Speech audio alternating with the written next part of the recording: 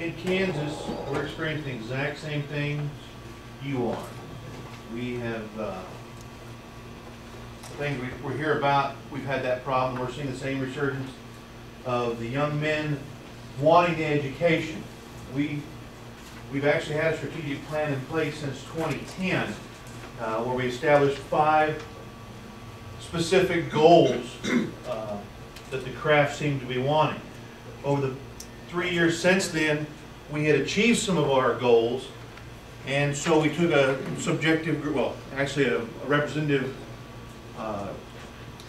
group of Masons from across the state, young, old, new, and long-term Masons, put them in a room out in the middle of the state and said, come up with something for us.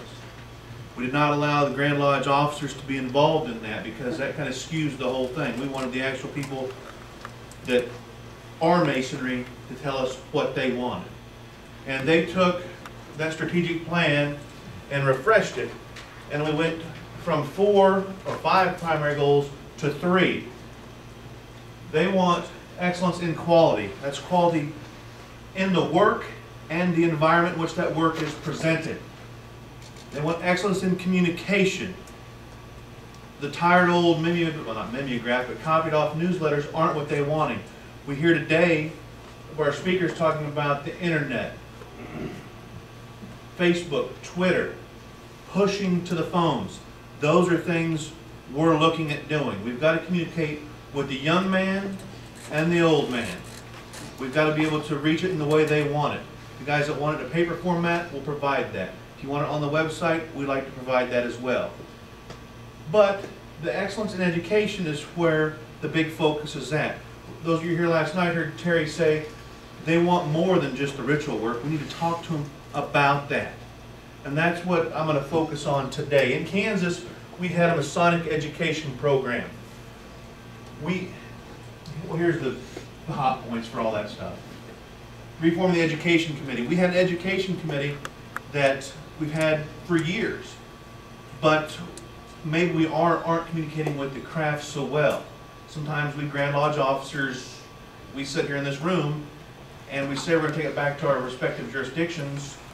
That means more than talking to our fellow Grand Lodge officers, more than talking to that education officer that works for Grand Lodge. We need the lodges to self-evaluate, tell us what they want so we can provide that to them. We're going to start setting some benchmarks of performance so we know if we're meeting those goals or not. The last time we did that, we found we're failing miserably. That's why we're all here today. Our library in Kansas is a disaster. It's sitting there deteriorating. We have some very valuable materials that are almost 200 years old that we probably can't even open them right now because that'll be the last time they open them. We've engaged a specialist from a university in Kansas to come in and evaluate that, and we intend to start a rescue effort later this year for that. We want to reach out to you all for help and guidance.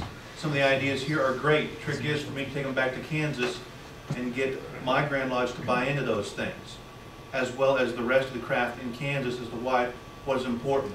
The things you're doing in California sound very interesting to me.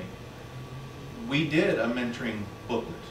Of course, we did it 15 or 20 years ago. We also did it 10 years ago. We did it, revised it again in 2001. We have that same mentoring handbook you have in your jurisdictions. We have the same bylaws that say the requirements are this to pass on to the next degree. But as a Grand Lodge, we're not enforcing those. So we have to do something to take it out to the craft to give them the opportunity to perform if they want to. The course we currently have is called the Kansas Masonic Education Course, designed by a past Grand Master. It's a wonderful course. It has become somewhat out of date with what the young men of today are wanting. The Grand Master that wrote it is in support of refreshing that and has been very helpful in providing his support and guidance. Because the young men aren't wanting those same things. The course is basically is a mail it out to you, like we've heard. You fill it out and it comes back in and it gets graded. It was great 10, 15, 20, 25 years ago. But in today's world, nada. And if you get my dad to join, you don't want that. He did college a long time ago. we reached out to S. Brent Morris. We've all probably got this book in our Masonic library, The Idiot's Guide. S. Brent Morris went through and devised a bunch of questions for his book. And if you've read his book, you know it's pretty good. It gives a Mason some of the basics. Because our speakers today have talked about, we talk about getting back to the basics, past the ritual. That's what this book does. It gets the basics that a young man that doesn't know anything about Masonry or has got a taste of it and wants another plateful, this book gives that. So the author went through and devised a series of questions on 3 or 4 different tests. What we envision and what we plan to happen is the man buys this book. He takes it home and reads it. We've divided our state, or our province, if you will, into 4 areas. And we're going to have people go out once or more a year to each area and meet one-on-one with these brothers that are interested in the program. We're not forcing it on these men. It's that if you want light, here we are. And I think we all know the men want it, they will come to it. So they're going to read parts of it at home. They're going to come. They're going to have a discussion during the day. They're going to talk about the answers. Have a good back and forth, sharing Masonic light much like we are here today. Each year, the portions will rotate. If one man wanted to get all 4 portions in a year, he could do that and travel the 4 parts of our state. But he will be exposed every year to at least a part of that. We really feel that this will work well for us. The things we've done in our state is to promote communication about the education. As soon as I get back, I'll make a report to our executive committee. Within several days, I believe we're going to have a conference call with our district or area supervisors, whatever you guys call them, let them know what we're doing. They in turn can take that out with them to their local visits. And we do that after every executive meeting we have. The Grand Lodge power that be, we meet. The next night we talk to our top line supervisors. Because those guys are the workhorses of the craft. We know that, but do we use them? For us, it's called area deputies. For you, it may be district. Those top line supervisors turn around and they tell their 2 or 3 guys they supervise. And they turn around and take it to the craft. Because in Kansas, we have that problem of, what the hell is Grand Lodge doing? What are they doing for me? And now when we've gone top down, that allows it also to flow from the bottom back up to the top. We have to stay in touch with our craft in Kansas, the same as you do in your jurisdiction.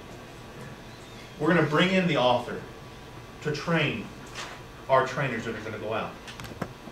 Every year we have a leadership academy in our capital city where we invite Masons all across the state. It's very, very similar to this. I might suggest that we copy this conference. We bring in, say, a Cliff Porter or a Chris Hodak. We bring in those people, and it's available to every Mason in Kansas. The cost of that conference, $20. Because as a Grand Lodge, we decided we want to make an investment in our Masons. They're paying their dues. What are they getting back from us?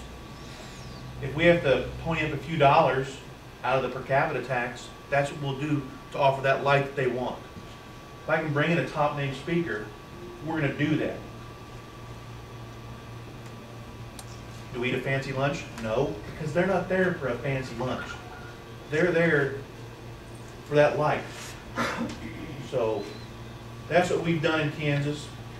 There's what the final draft's going to look like for us. So, but we've got a lot of things going in Kansas, but it's the same things you're doing in your jurisdiction.